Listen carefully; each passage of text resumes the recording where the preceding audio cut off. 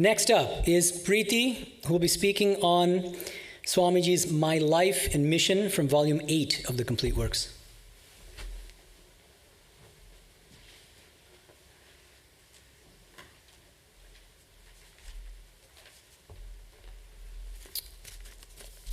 So basically what I wanted to share today were my reflections on a very specific passage from the talk My Life and Mission, which was given in Pasadena in January 27th of 1900. And the thing that struck me the most about it was his definition, Swamiji's definition of friendship. And I'll just read it out really quick and then proceed. So his definition of friendship is in happiness, in misery, in famine, in pain, in the grave, in heaven, or in hell. Who never gives me up is my friend. And so I was just reflecting on that, and I was thinking about how friendship can affect our lives on several different levels. So, or 3 to be more precise. I was thinking about it in the kind of a sort of evolutionary standpoint, a psychological standpoint, and also the spiritual standpoint.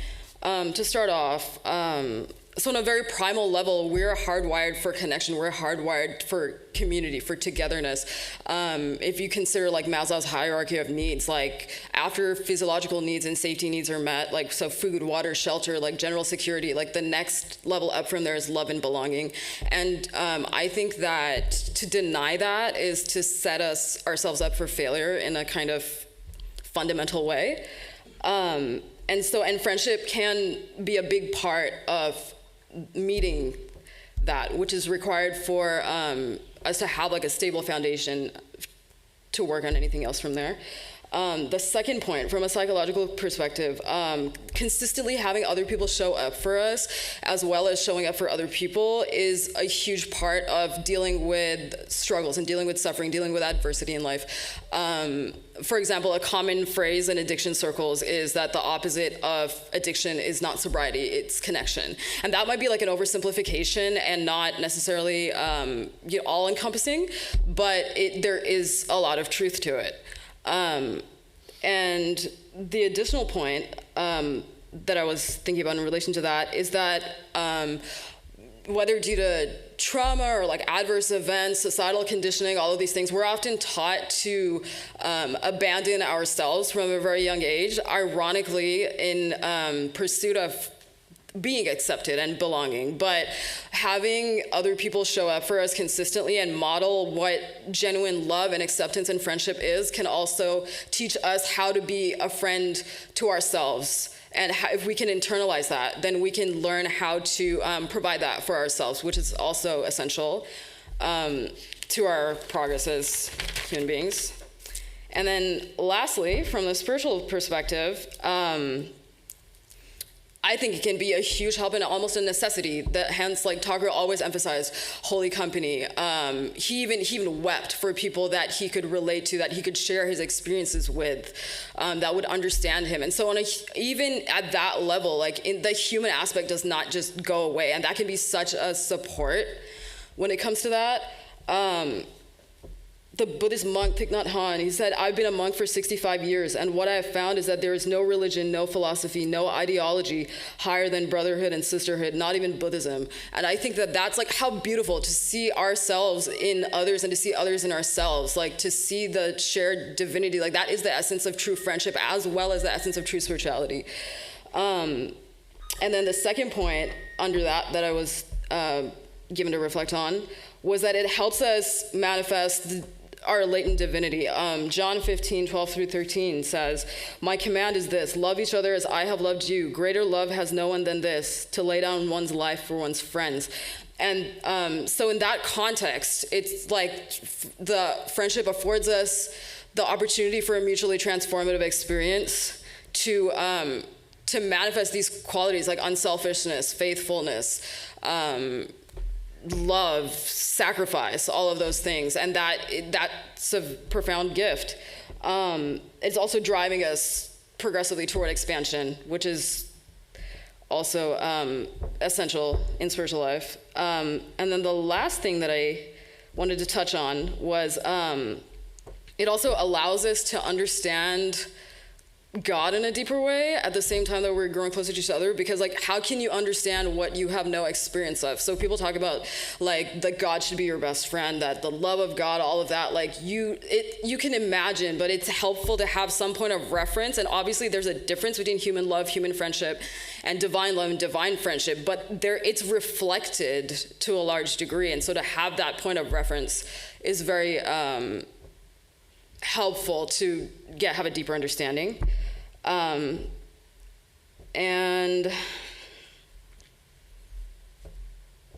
the last point that I was coming to was I was just, for some reason, chapter 9, verse 29 of the Gita, and I was thinking about that, where it says, where Krishna is saying that I am impartial to all beings. To me, there is nobody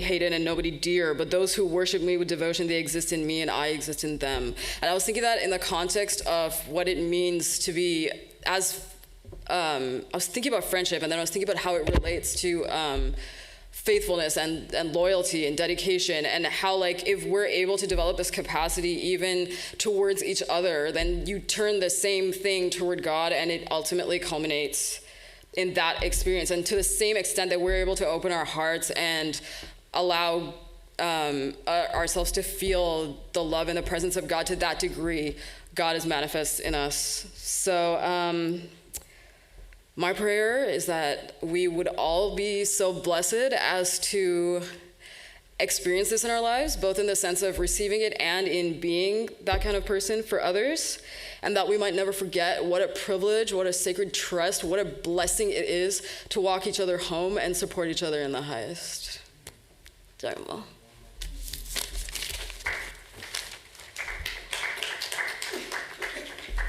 Thanks so much to Preeti for that very moving discourse on friendship.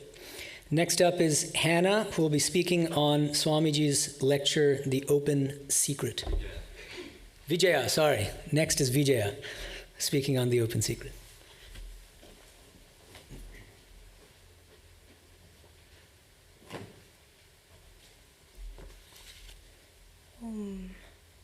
Thank you, Swamiji. Thank you, Maharaj.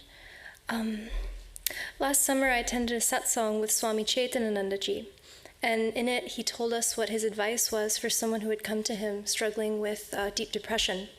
His instructions were that this person should pick up volume 2 of the complete works, find The Open Secret, a talk delivered in Los Angeles on the 5th of January, 1900, and read it out alone in their room. And according to Swamiji, they said that after they did this, they were no longer depressed. So, of course, I wondered what that little ritual could do for me, and I read it. And I come back to it again and again. It hasn't given me any miracles, but I think it contains a very important key about how to apply two seemingly opposing concepts, emptiness and fullness, purnam and shunyam, to dismantle our tendencies towards obsessive attachment and also towards sinking hopelessness. The opening paragraph goes like this: take even a common flower that is finite enough, but who is there to say that he knows all about the flower? There is no possibility of anyone's getting to the end of the knowledge about that one flower. The flower has become infinite, the flower which was finite to begin with. Take a grain of sand, analyze it. We start with the assumption that it is finite, and at last we find that it is not. It is infinite. All the same, we have looked upon it as finite. The flower, similarly, is treated as a finite something.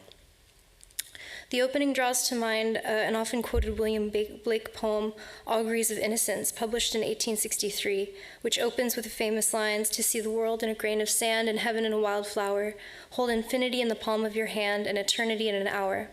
This could very well have been an inspiration for this talk, although I couldn't substantiate that. But there's a scene in the Gospel where Ramakrishna is sitting in a field and he looks closely at the ground right in front of him, and he sees the plants and a lot of grasshoppers, and he is marveling at how filled with prana, with Shakti, this world is. And for him, of course, Shakti is that infinite to which Vivekananda is referring. It's fullness. And he's marveling because he's realized God and he can understand the importance of what he's seeing. And some of us can't do that, but Most of us can relate to the feeling in some way, at least on a physical level. The way the roots of a plant branch out and expand, the process of leaf unfurling and the shininess and newness of it, the patterns and the crystalline structures of ice. I think all humans encounter even the smallest forms of life and see that there's something really interesting going on there. Life forms are incalculable in number and variety, and their bodies are recycled into their environments, and the actions of each little one are both predictable and very unpredictable. Swamiji brings up one of his favorite examples that he keeps coming back to, the worm.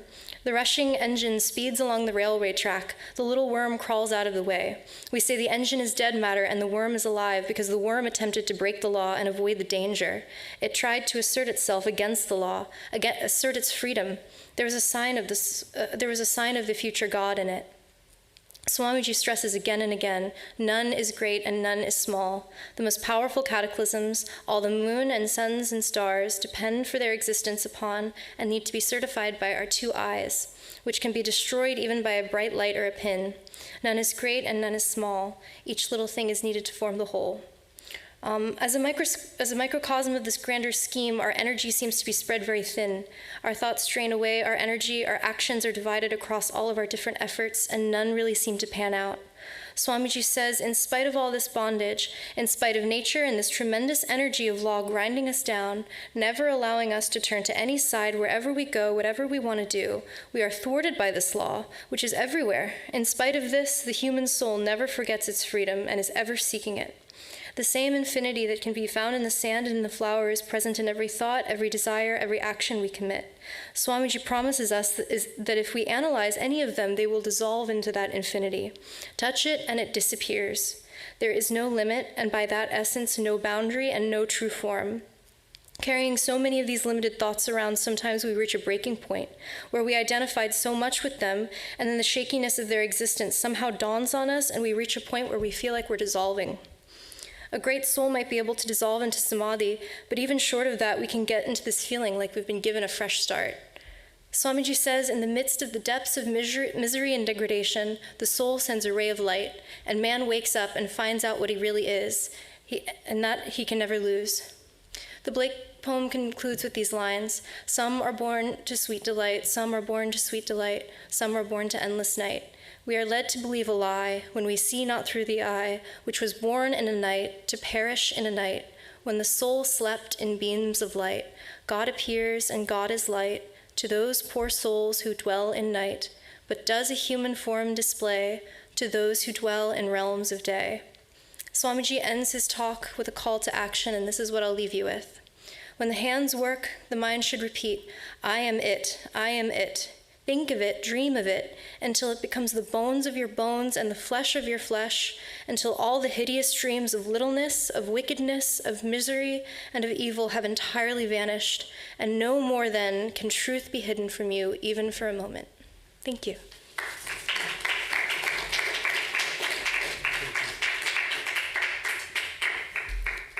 Thank you to Vijaya for her wonderful discussion of the interplay of the finite and the infinite, microcosm and macrocosm, in his lecture, The Open Secret. Next up is Leela, who will be speaking on Swamiji's wonderful poem, Kali the Mother.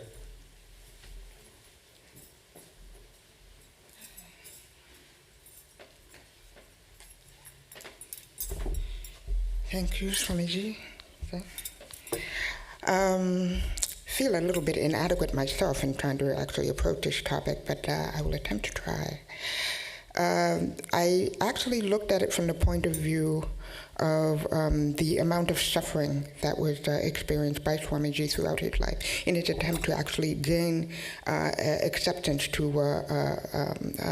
Ramakrishna's idea of the personal God. I started with an idea of seeing a quote from Sri Ramakrishna, the microcosm and the macrocosm rest in the mother's womb. Now do you see how vast it is?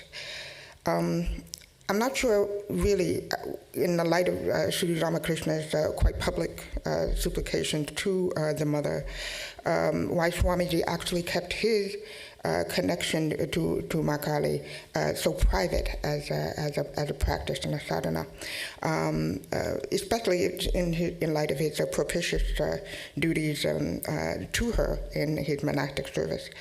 But I believe that, of course, his membership and connection to the Brahmo Samaj, he certainly held certain tenets that forced him certainly to no imagery and supplication to any imagery of God, and certainly only the belief in the formless God was supposed to be the main practice of worship. But through suffering and through the goals of the ability to reach for a deeper sense of reaching for a personal, momentary, life-bound based approach to God, that he actually allowed himself to take the suffering of his family. Of course, the well-known story of his questioning Sri Ramakrishna for supplication to Makali for help in his extreme poverty, to his family and to his duties through that, allowed him to suddenly realize that the idea of a personal God, a formless God, can't be reached. A personal God can allow your heart to be touched and your ability to be able to develop on a daily basis. This stringent moment allowed him to erase all his doubts, and overwhelmed by a sense of all-encompassing sense of her loving presence, he was able to move forward and spiritually develop, since the daily approach to God can only be touched by a personal experience.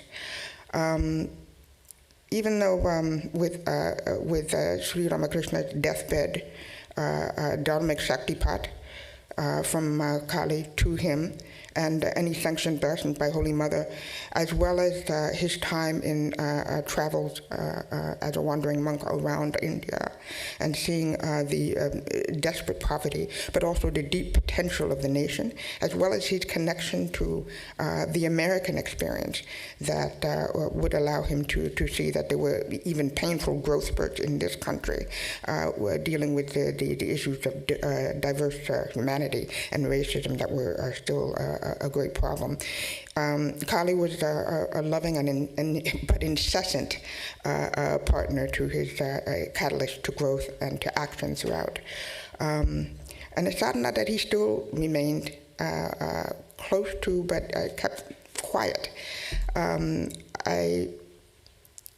He had also famously, of course, told an American devotee in Mary Hale that Kali worship is not a necessary step in religion, since my goal and my duty is to universal humanity. But Kali Ma is a special fad to me, and that allows for an inspiration that does not relate to my goals in being able to educate humanity. What they require is Dharma. And there it ends, of course. In this light, in 1898, on a September day in the Dal Lake in Kashmir, after having visited the Kir Bhawani temple, he had a truly powerful inspirational experience that didn't allow him any sense of calm, but a frustrated move to write, and a need to be able to voice the experience that he'd had from the temple. On Swamiji's own account, it took about 3 hours to produce the poem of pretty inspired emotion, one that he became the inspiration of many authors and activists, and stood as a voice to the eternal spirit of India, as was said by the second president of India. The poem itself actually begins with a very dark vision of a wailing, chaotic thunderstorm, waves thrashing, and the darkness created by clouds upon clouds. If I can read just a part of the passage here. It is darkness, vibrant, sonant. In the roaring, whirling wind are the souls of 1,000,000 lunatics just loosed from the prison house, wrenching trees by the roots, sweeping all from the path. The sea has joined the fray and swirls up mountain waves to reach the pitchy sky. The continuing storm, through its lurid flashes of lightning and betraying the hell wrought on the surroundings and the inevitable death and destruction, brings up a specific point, I think, that relates to his vision of being able to see the beauty of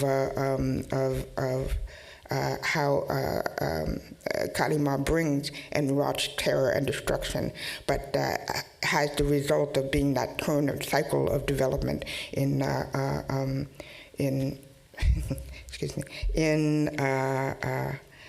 our sense of being able to enjoy what is the passage of time. He extols her qualities of creation and destruction, lays the final soon-to-be wide-flung brick. Did he actually speak of himself when he said, dancing with mad joy, come, mother, come? I believe that he did actually speak to the realization of his own possible impending death and a willing acceptance to that moment.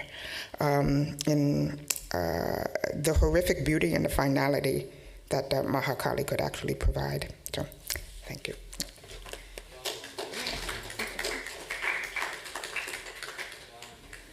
Thanks to Leela for that very nice discussion of Kali the Mother, and specifically trying to find the divine in the depth of our misery and suffering, not just in our moments of happiness. Next up is Suman, who will be speaking on a less well-known piece of Swamiji's called The Design Theory from Volume 6 of the Complete Works.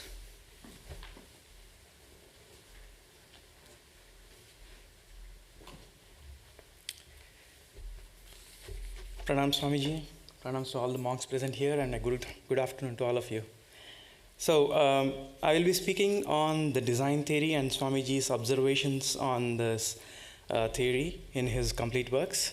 The design theory is, in other words, known as the idea of the intelligent design as a proof of God's existence.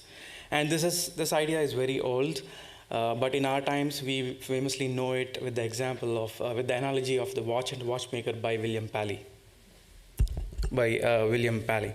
So Swami Vedanta in his book on Swamiji actually mentions a few places where Swamiji actually uses the design theory to illustrate his ideas and bring out his arguments.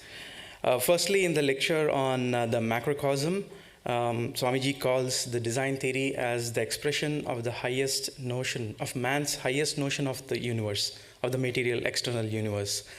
This is, in fact, this is reflected in the modern physicists who actually give credence to this idea by thinking that the physical constants, the fundamental constants that define our external world as being finely tuned in such a way that they allow for the emergence of stars and hence the earth and hence the complex biological forms. If they were off by a bit, then probably this earth wouldn't have existed and our forms wouldn't have emerged out of it. And in another lecture, he also comments that the God of the design theory is probably, at best, a limited architect, in the sense that an architect has a material and he has to work through the material to create something. And God is also, God of the design theory also has some material or a nature, and he has to work through it to create this world. And the material is also limiting the God, in a sense. And finally, in Jnana Yoga, he comments that whatever concept of God that is left in the design theory is actually destroyed by Darwinism, by the idea of evolution by natural selection. So Darwin is in effect saying that for complex systems to evolve, you don't need an actual architect or a designer, intelligent architect or a designer. And Swamiji says the God of design theory is actually destroyed by these ideas. However, there is a short note in the volume 6 of Complete Works, and in this short note, he clearly spells out what he thinks of this theory. He begins with saying that this theory is very useful to bring children to the idea of God, to make them aware of the power and glory of God. But in the same paragraph, he says it is perfectly illogical and has no philosophical foundation. And he illustrates this using an example of human beings or men trying to cross a wide river. And facing this problem, what would humans do? They would muster up their resources and build a bridge across the river, and then they would cross it. So Swamiji says, while building the bridge is definitely a human achievement, but we should look at the necessity for building a bridge.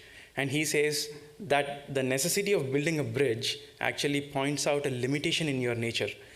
You are not able to jump across the river, and hence you had to build a bridge. In the same way as we cannot fly, that's why we have come up with an aeroplane, right? So in the same way, Swamiji says the idea of intelligent design actually limits an omnipotent God. He says an omnipotent God does not need a clever plan or a design or a scheme to create this universe or this world. He says he would will it and it would manifest it. Towards the end of the note, he actually also hints, I think, that this idea of intelligent design imposes a certain duality on God, in the sense that there is nature and then God has to come up with clever solutions to create this universe against the nature. And finally, I believe that it feels to me that this idea of intelligent design is very akin to his other famous example of the water buffalo. The buffalo thinks that God is a better buffalo and a bigger buffalo. In the same way, we human beings think that God is basically a being of supreme intelligence working on a cosmic scale. Thank you.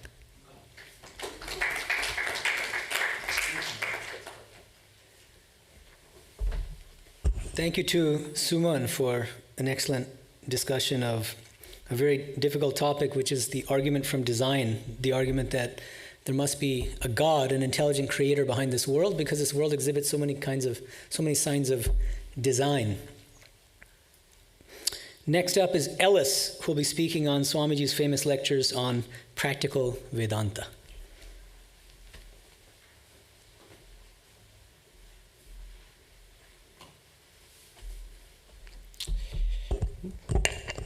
Good afternoon, everybody. Swamis. I'm sure many of you have read Swami Vivekananda's Practical Vedanta. And if you have, you may recall that it is 4 lectures. Yeah, 4. So when I agreed to do this reflection, I don't think I really understood the challenge of trying to do any kind of justice to over 3 hours of lectures in 5 minutes. Swami Medananda tried to warn me, but I was just excited to read Practical Vedanta again and revisit the text. So I said, I'll do Practical Vedanta, and here we are. But it means a lot to me because Practical Vedanta was the first writing of Swamiji that I ever encountered, and it was transformative for me because never have I encountered such a life-positive, human-centric, and uplifting message of oneness than when I read that. So on almost every page, there was a sentence or an idea that resonated so strongly with my soul that I just knew that it was truth. What struck me first, especially as someone who was raised as a Christian, was Swamiji's bold message that sin and impurity was not our true nature, and that Vedanta teaches a high ideal that is at the same time practically applicable. The first step being to wake up to the truth of our nature. I'll quote Swamiji here. He says, "All the powers in the universe are already ours. It is we who have put our hands before our eyes and cry that it is dark. Know that there is no darkness around us. Take the hands away, and there is the light which was from the beginning. Darkness never existed. Weakness never existed. We who are fools cry that we are weak.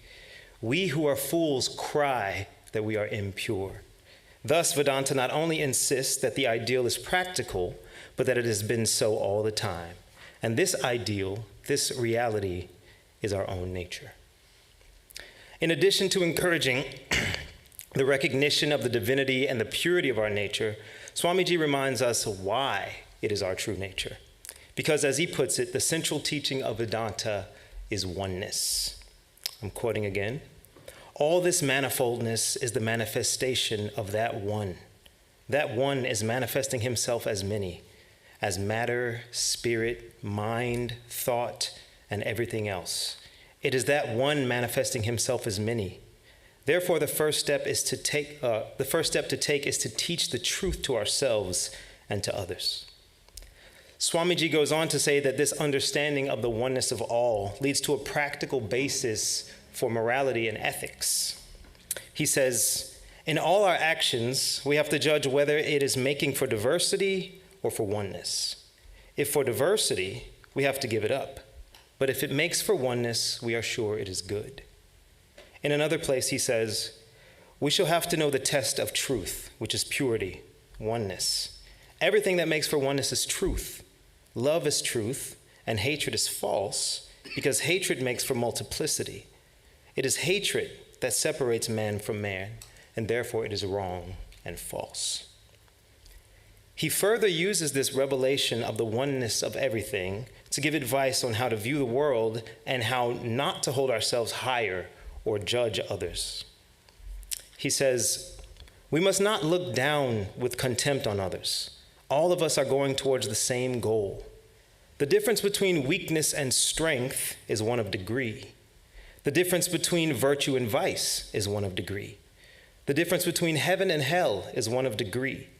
The difference between life and death is one of degree. All differences in the world are of degree and not of kind, because oneness is the secret of everything. All is one, and the difference is only in degree. As such, we have no right to look down with contempt upon those who are not developed exactly in the same degree as we are. Another striking message in Practical Vedanta, which really resonated with me, was Swamiji's viewpoint on how to treat animals in the light of Vedanta. He says, oneness includes all animals. If man's life is immortal, so also is the animal's. The difference is only in degree and not in kind. The ideal is not to eat flesh, not to injure any being, for all animals are my brothers. If you can think of them as your brothers, you have made a little headway towards the brotherhood of all souls, not to speak of the brotherhood of man. That is child's play. So Swami Vivekananda finishes these lectures with an encouraging reminder that all truth is eternal and that no one race, religion, or sect has any claim on it.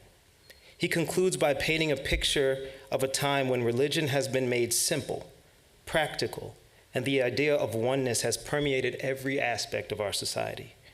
The golden days, he calls them, when, and I quote, every man will be a worshiper, and the reality in every man will be the object of worship. So if you haven't read Practical Vedanta in a while, I encourage you to read it again, and I'm sure that there is something new that you can find from it. Thank you.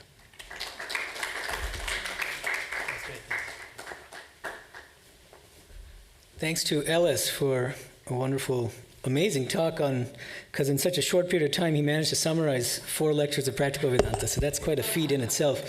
Next in line is Artemis, who will be speaking on Swamiji's piece, Bhakti or Devotion, from Volume 2 of the Complete Works.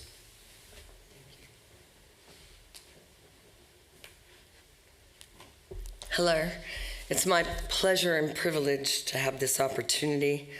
My life, why I picked this portion. My God has been my heartbeat, that which I have pursued my entire life. My entire life, though I have gone the way of householder, has been the pursuit of God, to be after the heart of God, as King David was. That was my longing. So in starting that pursuit, as I thought about it and I read, as I started reading in Swami's Bhakti, which is devotion, and the dictionary is my next favorite book besides Gospels, is it sheds light on the true, the meaning, divulge the words. Devotion, loyalty, faithfulness, steadfastness, commitment. Commitment equals love. There are those fuzzy feelings in the beginning of a relationship, but those fuzzy feelings soon wane. They wane, and what is left is that but the commitment between two to endure through good and the bad. And I call this, when I read Swami's, is the greatest romance is the pursuit of God, and the pursuit of God is the greatest romance. Be it we choose householder at one point or we choose monasticism, the commitment to be sold out to God first and everything else next. If God's in first place, everything else falls into place.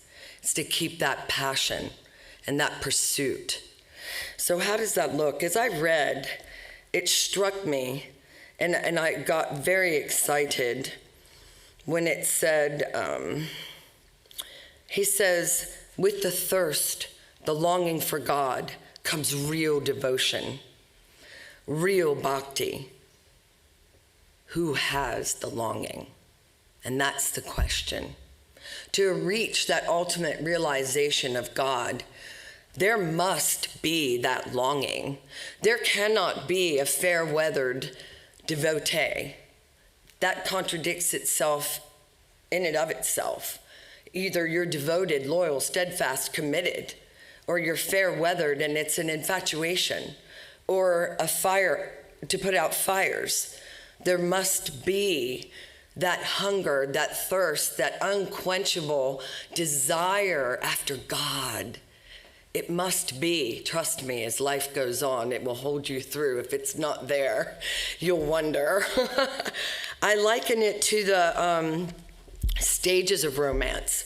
Whether we know it or not, when we're born into this life, spirituality is there. We are betrothed to God. The ultimate realization of this is that we become the bride.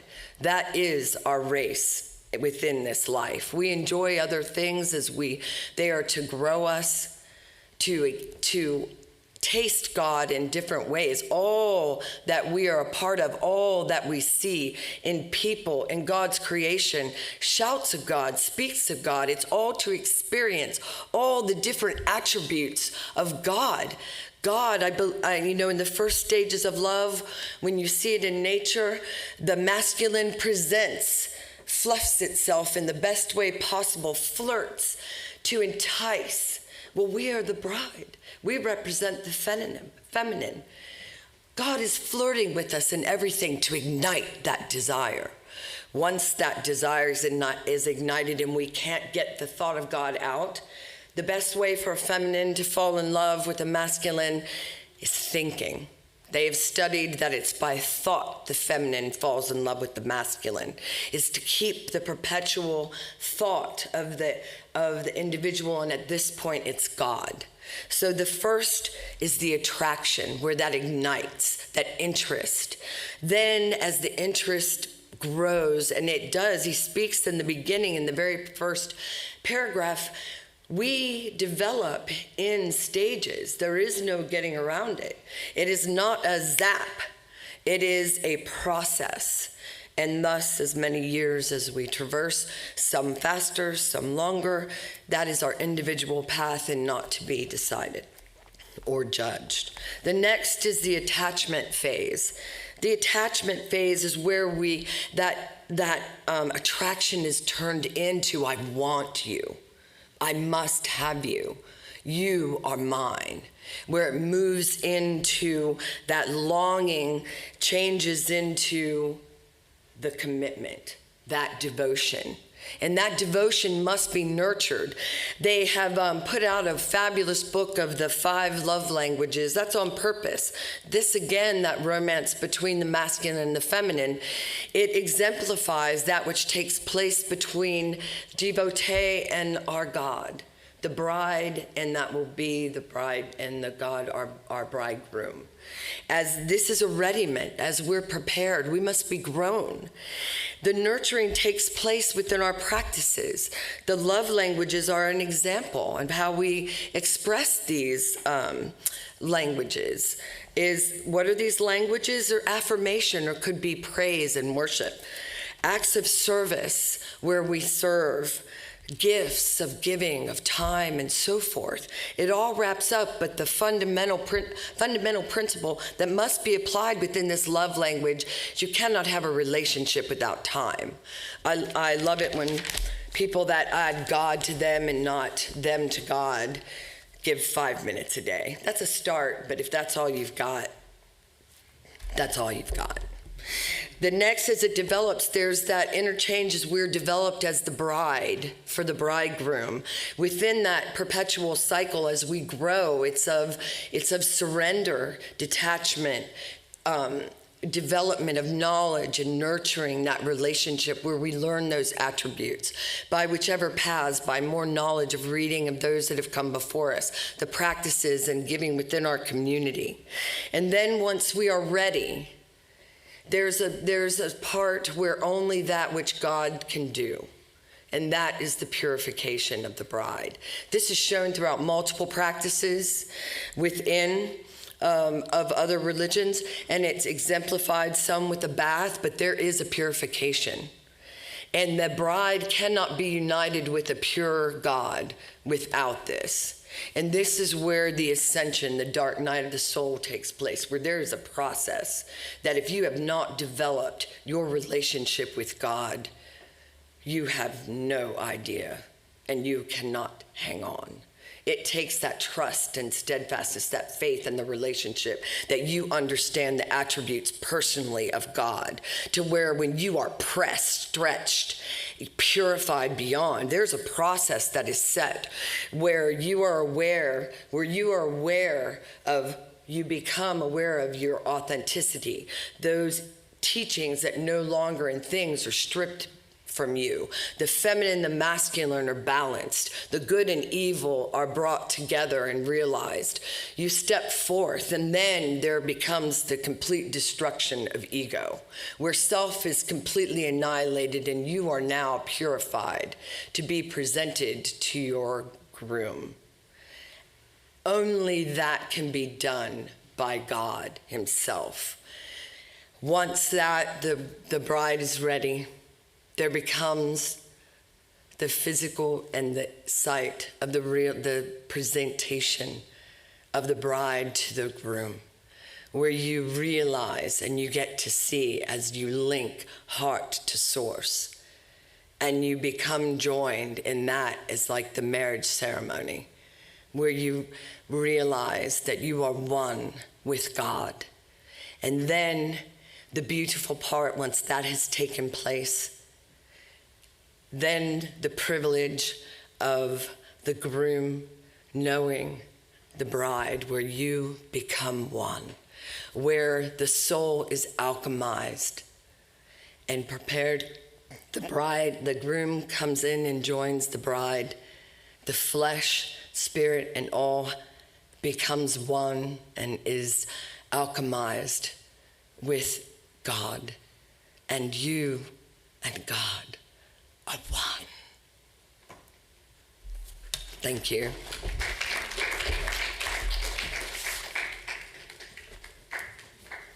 Thanks to Artemis for that very moving talk on bhakti, the dynamics of bhakti, how it's a kind of love affair. It reminds me of Sri Ramakrishna's teaching.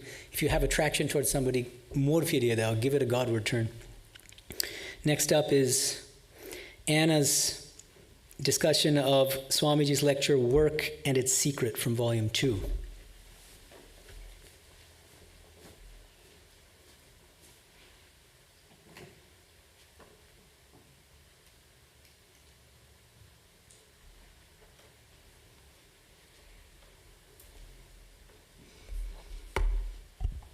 Oh, how beautiful you all look. It's so good. Thank you, Swamis, for having me. This is so special. Good afternoon. My name is Anna, and Last week I selected Swami Vivekananda's talk, Work and Its Secret, for Memorial Day today for a couple reasons. Firstly, I love reading about karma yoga. It's my very favorite yoga. And I have no favorites, but it's very special to me, hopefully as it should be to everyone. But I was really drawn by the mystique of the title. My goodness, The Secret of Work. So the first time I read it, I was online and I did that function where you search for a word on it, and I looked for the word secret, and I said, is that the secret? Is that the secret? I was really picking through in a very funny way. So I read the entire passage for the first time, and it doesn't actually say explicitly what the secret is, but today I do think I have come to an interpretation that allows us some understanding at least. The two secrets of work are as follows: attention and renunciation. So attention is what attunes us to the divine in every single drop of consciousness as it just flows and it moves beyond us.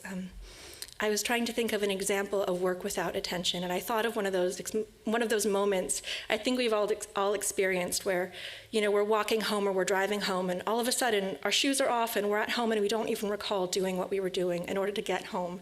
It's just a universal moment of consciousness, almost, not consciousness, but mindlessness. And I thought, this is really an example of work without attention.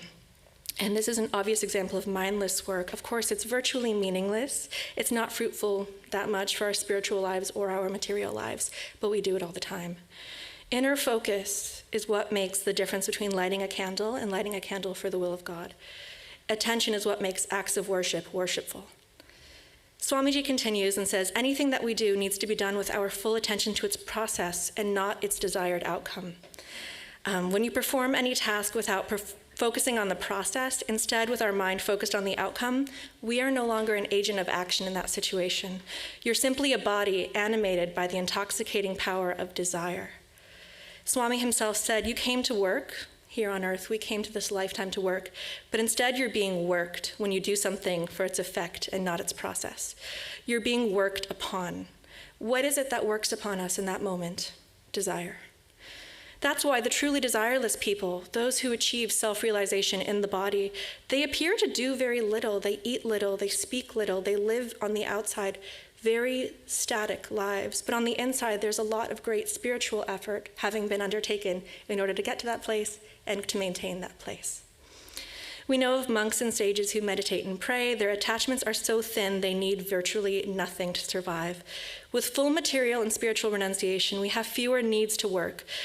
But before someone like me can get to that state, I practice it by doing mindful work free of any desired outcome. This is how I learn to loosen my attachments in life. It seems that at a high enough level, attention and renunciation merge into one another, into devotion. Anything done with enough care and without a desire for a specific outcome can be an act of love. Work, Swami says, is the same as worship. Beautifully, in Hebrew, I grew up Orthodox Jewish, the word for work and worship is the same, avoda. There's a beautiful anecdote I have about avoda. I'll tell it in a second. But avoda is so foundational that essentially a person who is spiritually attuned would go their entire life performing it ceaselessly. It is indeed the true union with God. It could even, a human could do it continuously in every waking moment, perhaps even in a sleeping moment as well. The belief about avodah is that love redeems even fruitless actions. Let me tell you about my fruitless action. So I went to UCLA and I enrolled in a lot of extracurricular UCLA Judaic Studies courses, Jewish studies. And my favorite one was dinner at the temple, and it was a very nice event. People would dress up, even though you weren't meant to. So of course, I would come from class, I would go home, I would have to shower, put on my temple-appropriate clothes, put everything down, walk all the way to the temple. It's off campus, it's beside about a dozen fraternity houses where there's music, and it was it was an ordeal for me. And I was carrying a bunch of books one day, and one night I arrived at the temple, and I went there and it was utterly dark. Not only the window, but the entire building was dark. It seemed that the entire electricity of the entire unit was off. So I went up to the door, I knocked, I went in, kind of snuck in, to the gate was completely locked. And I was so sad. I had this real moment of, what a waste, And I was feeling pretty sadly, so I texted my rabbi's wife, and I said, what's happened? Well, a few moments later, the rabbi texted me a page from the 2,000-year-old book, the Pirkei Avot, The Ethics of Our Fathers. It's a book about ethics and morality. There are 4 types of people who attend the study hall. He who neither goes nor studies is a fool. He who attends the study hall and studies is wise. He who studies alone earns the merit of studying, and he who goes but doesn't study gains the merit of simply going. In Work in Its Secret, Swami speaks constantly that humankind can only do its best in any given moment. We are here to fulfill that process according to our karma. Analyze yourself, and you will find that every blow you have received came to you because you prepared yourself for it. You did half, and the external world did the other half. That is how it came. Analyzing this will sober us down. At the same time, this very analysis comes a note of hope, and the note of hope is, I have no control of the external world, but that which is in me and nearer to me, my own world, is in my control. I read this thought, and I knew, my goodness, God knew I wasn't even going to check the schedule to go to my class that evening. But in her mercy, she still allowed me the merit of going through that process. She really dispenses so much mercy in every moment of every day. She really dispenses so much mercy in every moment of every day that simply by doing anything with attention, I can draw near to her. Attention and renunciation merge into karma yoga. I feel this is what he meant when he was speaking of the secret of work. Jai Swamiji, Jai Ma, thank you for having me.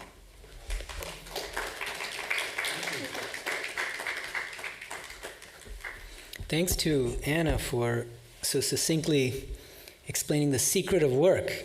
As far as I understand it, in terms of two things, renunciation and attention. Thank you. Next up is Bindu speaking on Swamiji's lecture, The Women of India, from Volume 3 of the Complete Works. Volume 9 of the Complete Works. Pranam, Swamis, and beloved guests. In a lecture delivered at Cambridge, Massachusetts in 1894, Swami Vivekananda espoused his views on women of India. Swami Vivekananda regarded women as the embodiment of Shakti, Divine Mother, and gave several lectures in an effort to correct some misconceptions the West had of Indian culture and the status of women in India. Swami advocated for gender equality, education, and women's empowerment. He vehemently criticized the prevailing social injustices that oppressed women in Indian society. He condemned practices such as child marriage and advocated for consent, mutual respect, and equal partnership within marriages. He believed that India's downfall was largely due to their negligence of women. Swami recognized the unique qualities and perspectives that women bring to the table: patience, duty, suffering, sacrifice, unselfish love. Swami spoke richly of India's past and extolled the heroic pursuits of brave, courageous women in war and statesmanship like those of the Rani of Jhansi, Rani Padmini of Chittor, Chand Bibi, Queen of Golconda, and many more. Swami believed that women should be put in positions of power to solve their problems in their own way. Swami Vivekananda firmly believed in the power of education to unlock the true potential of individuals and societies. He emphasized the need for equal opportunities in education for women, recognizing their inherent capabilities and the positive impact education could have on their lives. He believed that educated women would not only uplift themselves, but also contribute significantly to the progress of the nation. He said, "No man shall dictate to a woman, nor woman to a man. Women will work out their destiny better than men can ever do for them." So true. All mischief has come because men undertook to shape the destiny of women, like they're trying to do even today. He believed that there is no chance of the welfare of this world unless the condition of women is improved. It is not possible for a bird to fly on one wing, he said. According to Swami Vivekananda, the ideal woman in India is the mother. the mother first, the mother last. That's his words. The word woman calls up to the mind of the Hindu motherhood, and God is called mother from the Taittiriya Upanishad. Swami Vivekananda contrasted Indian women and women of the West. What's the difference? In the West, he said, the woman is wife. The idea of womanhood is as the wife. In India, the whole force of womanhood is concentrated in motherhood. In Western homes, the wife rules. In an Indian home, the mother rules. We all know that. If a mother comes into a Western home, she has to be subordinate to the wife. To the wife belongs the home. In India, a mother always lives in our homes. The wife must be subordinate to her. Swami encouraged the Indian woman to add the role of wife to her repertoire of roles in society without in any way diminishing her role of mother. To the Western woman, he advocated incorporating more of the mother role. Swami Vivekananda's views on the position and education of women in India were revolutionary for his time and continue to inspire and guide us today. Futuristic in his reflections on women and their role in society, he viewed women as the shapers of the future. Swami Vivekananda recognized the immense potential and strength within women and called for their active participation in all spheres of life. His teachings serve as a guiding light in the ongoing struggle for gender equality and women's empowerment. Swami's vision of a society where men and women work together as equals remains a powerful inspiration for the pursuit of a more just and inclusive world. Thank you.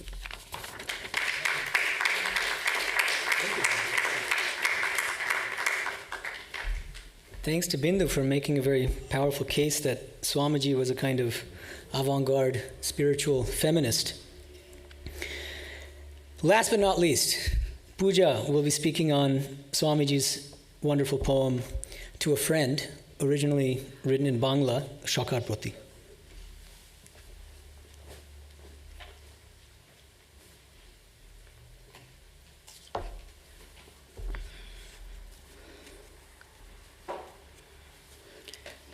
Pranam to all Swamijis and all of you.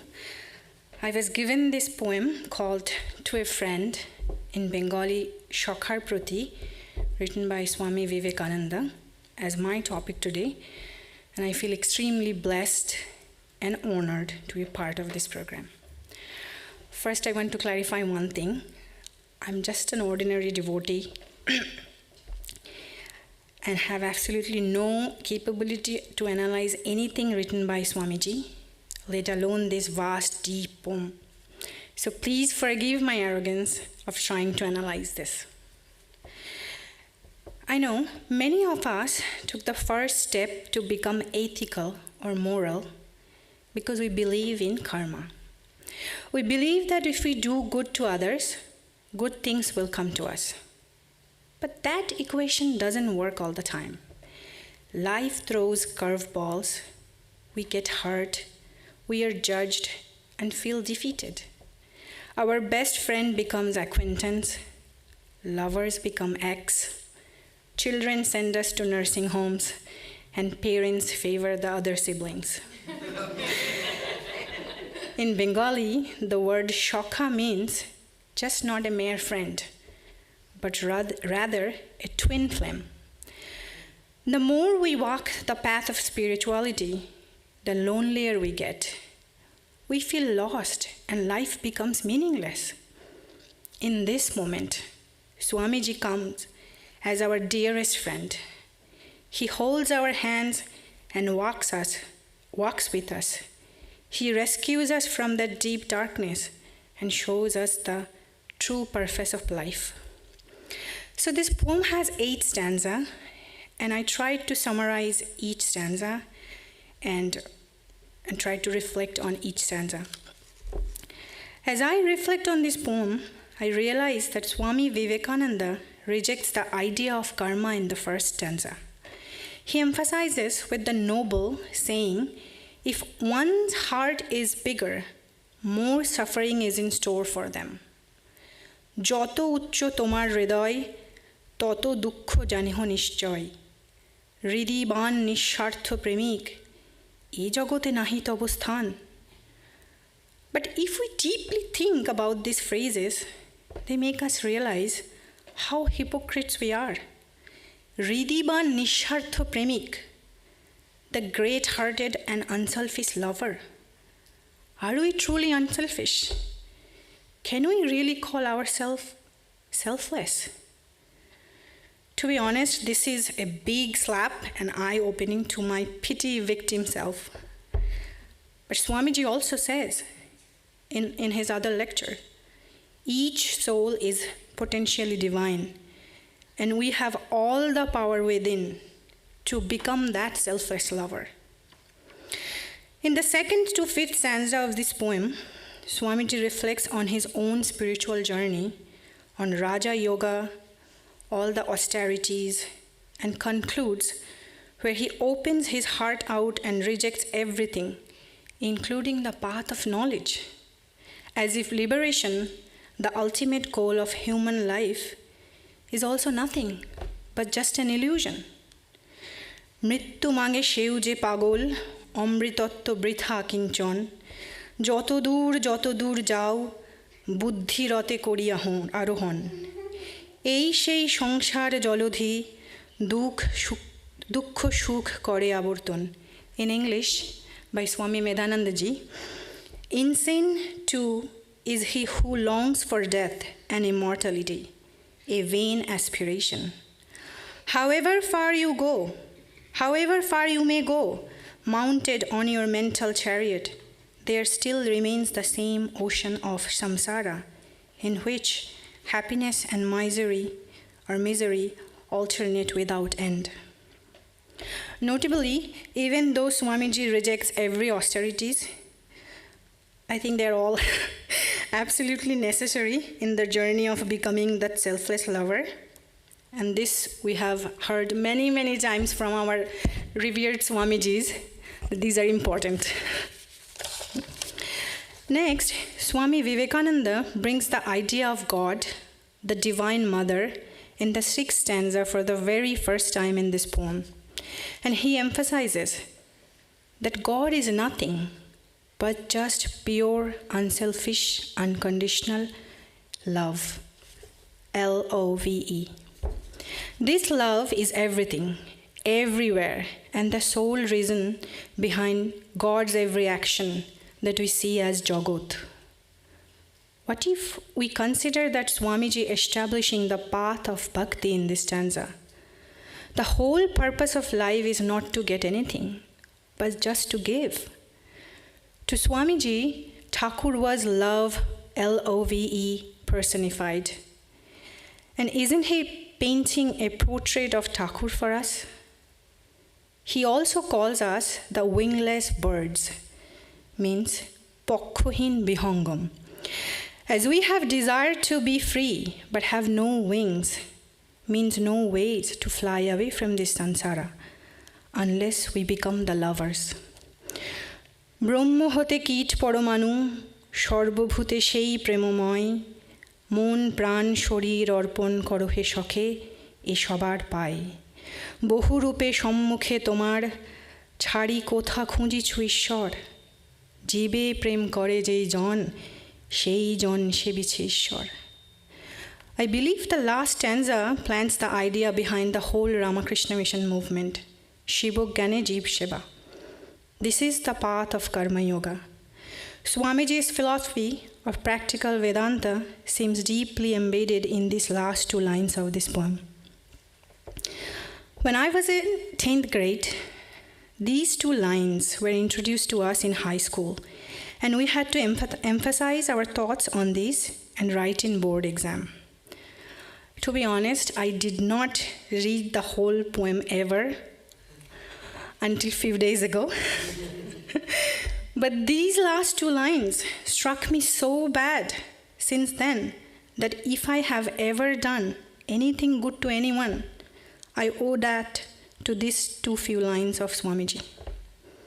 The boat that takes one across the ocean of samsara is only love, unselfish, unconditional, pure love called prema. Jibe prem kore jei jon, shei jon shebiche Ishwar. One who loves all beings truly serves God. And I think Swamiji wants all of us to be those lovers. Thank you.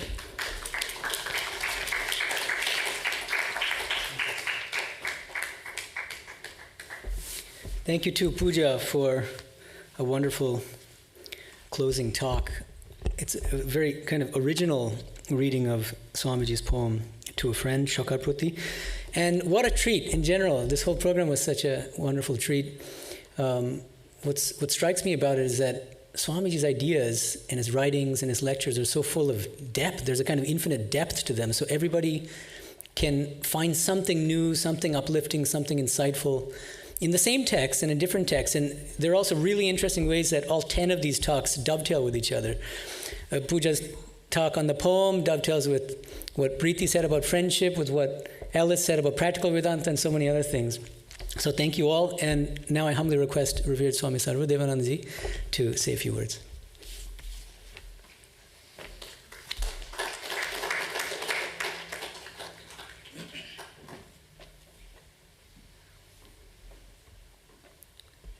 It was really a great treat for all of us after a long time. Reading Swami Vivekananda is reading our own life story. And Swami Vivekananda is the path and the goal of the journey. And he teaches this message, what wonderfully all of you have expressed. I could not have done that way. I thank you all for studying very deeply and putting your own perspective on that and bringing the Swamiji's ideas into your understanding deeper and deeper. Swami Vivekananda is a life force. It is a force. It lifts us from our darkness, our depression, our failures, our frustrations. It is a power. It is a power energy which lives, as just now Bindu expressed the way, what he expects of the whole women. It is a thought, deepest thought. It can help the whole humanity to wake up and to give freedom to everyone to manifest their own potential, not to dictate anyone by their own potential nature. And Swamiji's emphasis is that we are divine, we are divine, we are divine. It is a sin to call a man sinner. What a powerful word. And that's the Memorial Day. Our Swami Sahananda Maharaj, he had a plan to celebrate it in this way of reading the Gospel, Sri Ramakrishna's Gospel on Labor Day, and we did that in Memorial Day, this Vivekananda's 9 volume. It means that we may not understand everything, but one or two lines, even anywhere we catch it, it will strike our heart and it will give a new meaning and purpose of life. So I thank you all for coming, and this is a very joyful day, and particularly thank Medhananda to organize such good talents out of our upcoming generation, when you are the future of us. No? So you should have to take up this Vivekananda's message to make it practical in life and to think on that and live in that ideal and to exemplify that ideal to make our life free from all bondage and suffering. So thank you all, and I pray for the blessings of Swami Vivekananda so that we really become a meaningful, purposeful living. We have a purposeful living and we really exemplify a life of power and strength and self-surrender and devotion and all that we have read and understood, and I have emphasized on this way, and be practical. Thank you all. Jai Mata.